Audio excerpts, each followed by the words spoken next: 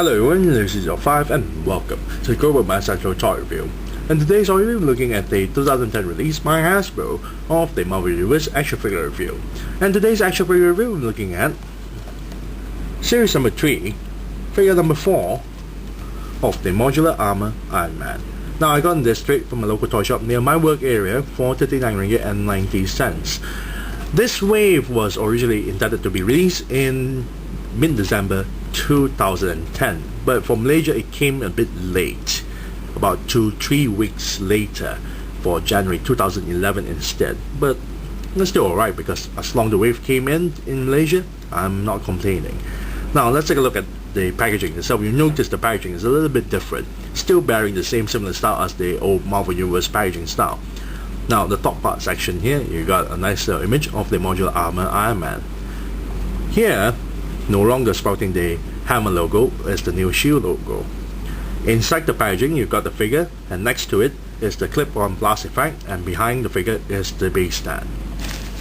Now at the back of the packaging there's a nice little image of the Modular Armor figure with a clip-on blast effect. At the bottom is a smaller write-up about the figure itself. Now here is the rest of the lineup. You've got the Spider-Man 2099, World War Hawk, and Doc Samson.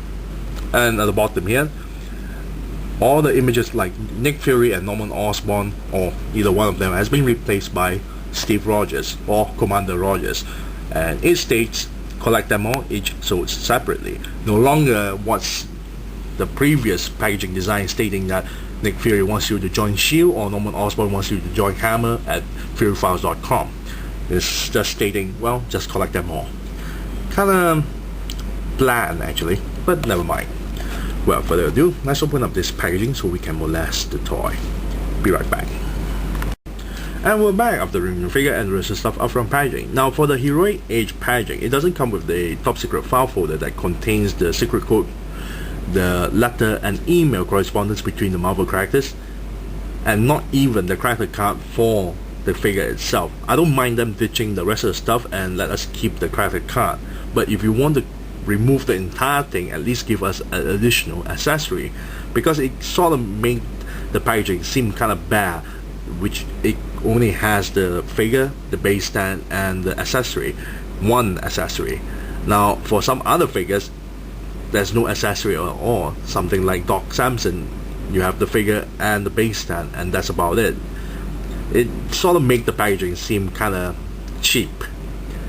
Speaking of accessories, let's take a look at the base stand here.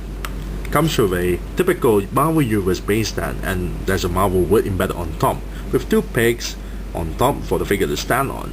At the bottom, there are words imprinted onto the base stand stating Iron Man 004. At the back here is dated 2009 Hasbro, trademark at 2010 Marvel made in China. And that's about it. Next we'll take a look at this clip-on blast effect. Now this is the same sculpt as the rest of the figures that actually packaged with the clip-on blast effect, except this one is actually made in a blue translucent plastic, which is actually quite nice. I really like the sculpt and everything, but I just don't like the clip-on, because figures, especially this figure that's painted in the metallic paint job, and you have to clip this towards their wrist, you may actually, well, damage the paint job depending on how you clip it. So I find it kind of risky to, clip this onto the figure itself, and especially when you want to remove it as well. I prefer they use the Iron Man 2 style snap-on blasters.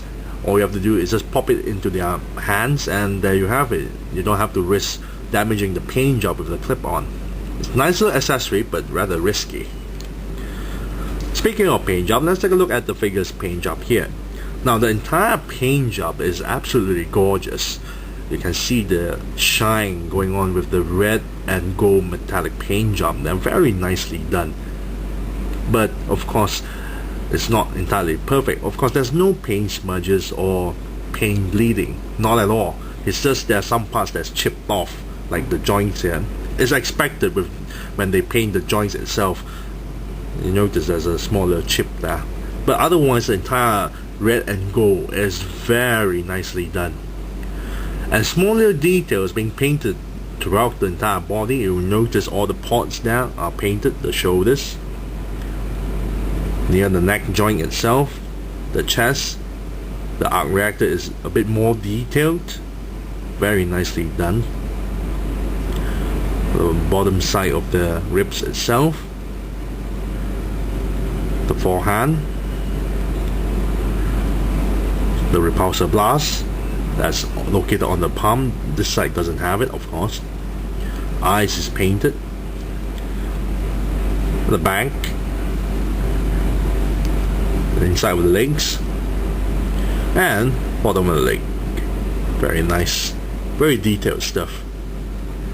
For the figure sculpt, the sculpt is absolutely gorgeous, very nicely done. The head sculpt bears resemblance to the Extremis Armor Iron Man. The head is a little bit similar to that, but it's more slimmer, and the entire sculpt of the body is all new stuff, very nicely done. What's more nice about the sculpt is the feet. As you can see, they actually made a separate toe. Of course it's not articulated, but there's a toe. Very nicely done with the sculpt. Very detailed stuff. Now at the back, the spine don't show, of course. There's a little bit of spine on the bottom section here.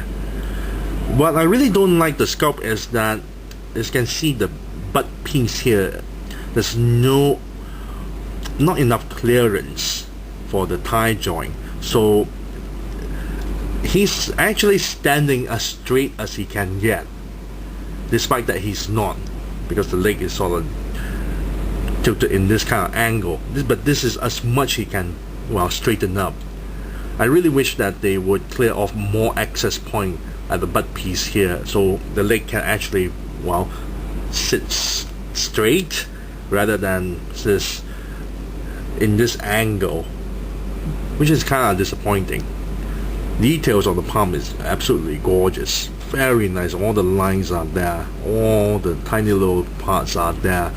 The armor parts are also very nicely done, with the armors are overlapping each other, very nice. Head sculpt is also very nicely detailed stuff. So does the neck joint as well, very nice, all the nice little detailed stuff. Now let's take a look at the figure's articulation. The head is on a ball hinge joint, very nicely done. So you can actually swivel the head 360 degrees, and then you can pivot the head up like so you can do a flight mode, or pivot the head all the way down so you can look downwards. Very nicely done, but it's a bit tight on the neck joint. Torso here can turn 360 degrees and go forward a little bit, back a little bit. Shoulder joints here turn 360 degrees and move the shoulders all the way up this much. Upper bicep turn 360 degrees.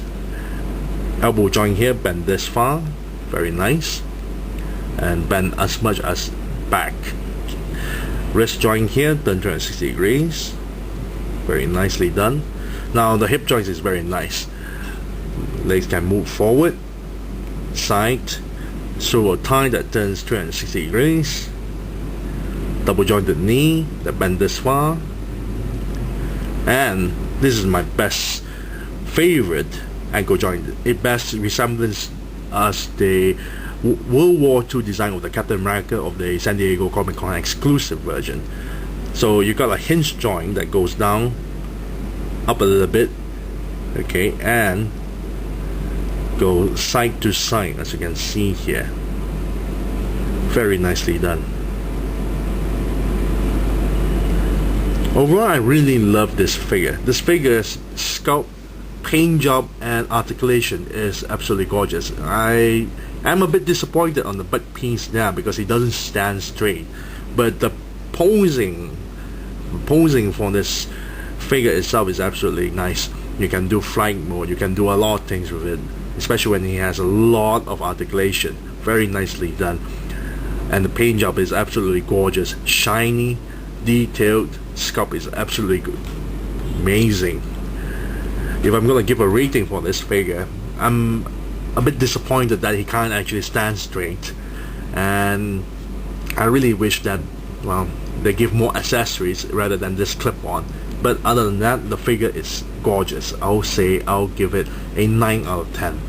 Yes, a 9 out of 10 for the Modular Armor Iron Man. And I thank you all for watching. This is Lucy05 and I'm signing off.